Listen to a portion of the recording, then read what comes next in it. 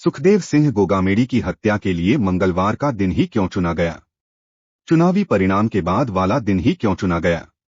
क्या ये महज इत्तेफाक था या फिर साजिश का हिस्सा? असल में हमलावर जानबूझकर चुनाव परिणाम के बाद का दिन चुना था, क्योंकि उस समय तक जितने लोगों के प्राइवेट गनर थे उनके लाइसेंसी हथियार चुनाव आचार संहिता की वजह से जमा थे। इसके अलावा चुनाव परिणाम के बाद सीएम की कुर्सी की गहमागहमी चल रही थी, जिस वजह से पुलिस भी ज्यादातर उसी में व्यस्त थी। तीसरी वजह ये भी बताई जा रही है कि सरकार को लेकर असमंजस थी। कांग्रेस चुनाव हार चुकी थी और बीजेपी को बहुमत मिला था।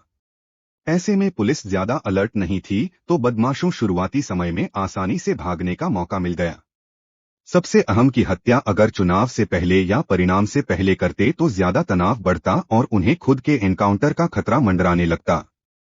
इसलिए पुलिस के कम अलर्ट होने, सुखदेव सिंह गोगामेडी के गनर के पास हथियार नहीं होने और उनके 2 गनर के छुट्टी पर होने का फायदा उठाकर उस दिन को चुना गया। बताया जा रहा है कि गोगामेडी अक्सर किसी से मुलाकात के लिए एक हाई सिक्योरिटी कमरे में करते थे, जहां हथियार लेकर नहीं जा सकते थे। इसलिए शूटर की साजिश थी कि सुखदेव से मुलाकात उस समय की जाए जब ठीक वो जाने वाला हो। इसलिए शूटर ने नवीन शेखावत के साथ तय समय से देर उनके घर पहुंचे थे। उस समय सुखदेव गोगामेडी घर से निकलने वाले थे। चूंकि नवीन शेखावत अच्छी पहचान वाले थे, इसलिए सुखदेव उनसे मिलने के लिए हाई सिक्योरिटी वाले कमरे की जगह बाहर वाले कमरे की बैठकी में आ गए थे। शूटर इसी जगह मिलना चाहते थे और ये उनकी साजिश का हिस्सा था। बस इसी का फायदा उठाकर दोनों शूटर रोहित राठौड़ और नितिन फौजी ने गोली मार दी थी। इस हमले में नवीन शेखावत की भी हत्या की गई थी। इस पूरी घटना के मास्टरमाइंड विदेश में बैठे रोहित गोदारा ने इसे अंजाम देने की जिम्मेदारी राइट हैंड वीरेंद्र चरण को दी थी। वीरेंद्र चरण ने ही शूटर्स को आधुनिक हथियार दिए। पूरी साजिश को अंजाम दिलाने में मदद की पुलिस का दावा है कि घटना को अंजाम देने के बाद दोनों शूटर सबसे पहले ट्रेन से हिसार गए। हिसार पहुंचकर बस से मनाली के लिए उधम के साथ निकल गए, जिसके बाद मनाली से मंडी और फिर चंडीगढ़ आ गए। चंडीगढ़ के एक होटल में रुके थे। चंडीगढ़ में होटल से ही दिल्ली पुलिस ने गिरफ्तार कर लिया। शूटर्स ने हत्या करने के बाद हथियारों को छुपा दिया था ताकि भागते समय ट्रेन या बस में चेकिंग के समय न पकड़े जा सके। आरोपी शूटर्स फरारी के दौरान मोबाइल का इस्तेमाल कर रहे थे। पुलिस आरोपियों तक टेक्निकल सर्विलांस के जरिए पहुंची।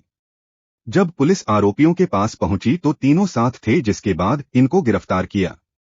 नितिन फौजी ने बताया है कि कैसे वो गैंगस्टर के संपर्क में आया। दरअसल 9 नवंबर को उसे फर्जी चोरी के मामले में उसका नाम आया था। इस वजह से वो काफी परेशान था। जैसे ही हरियाणा पुलिस उसे पकड़ने आई तो वो उन पर फायरिंग कर फरार हो गया था। फरारी के दौरान उसे पता चल गया था कि अब उसकी नौकरी चली जाएगी, परिवार भी उसे छोड़ देगा। इसलिए नवंबर के आखिरी सप्ताह में उसने रोहित गोदारा से संपर्क किया। अब रोहित के जरिए चरण और उसके सहयोगी रोनी राजपूत से संपर्क हुआ। इन गैंगस्टर ने नितिन फौजी से कहा कि अगर वो सुखदेव गोगामेडी की हत्या में मदद करेगा तो उसे कनाडा पहुंचाया जाएगा। इसके लिए उसे फर्जी पासपोर्ट से लेकर वीजा की व्यवस्था की जाएगी।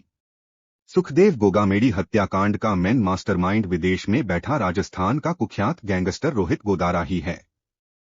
रोहित गोदारा ने सुखदेव की हत्या का टास्क और शूटर अरेंज करने की जिम्मेदारी अपने राइट हैंड मैन वीरेंद्र चारण को दी थी।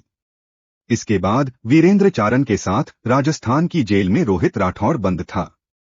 रोहित रेप के केस में राजस्थान की अजमेर जेल में वीरेंद्र चारण के साथ बंद था, इसलिए दोनों में दोस्ती हो गई थी। रोहित ने पूछताछ में बताया कि उसके ऊपर रेप का केस दर्ज था, जिसमें सुखदेव उसके खिलाफ पैरवी कर रहा था, जिससे वो सुखदेव से गुस्से में था। रोहित के गुस्से का फायदा वीरेंद्र चारण ने उठाया और सुखदेव की हत्या के लिए रोहित को तैयार किया। वहीं नितिन फौजी पर हरियाणा के महेंद्रगढ़ में किडनैपिंग का केस दर्ज है। नितिन फौजी भी जेल में रहने के दौरान वीरेंद्र चारण के संपर्क में आया था। नितिन को विदेश जाना था और वहीं पर सेटल होना था। वीरेंद्र चारण ने नितिन को विदेश सेटल होने का भरोसा दिया। इसके बदले में ही उसे सुखदेव की सुपारी दी गई थी।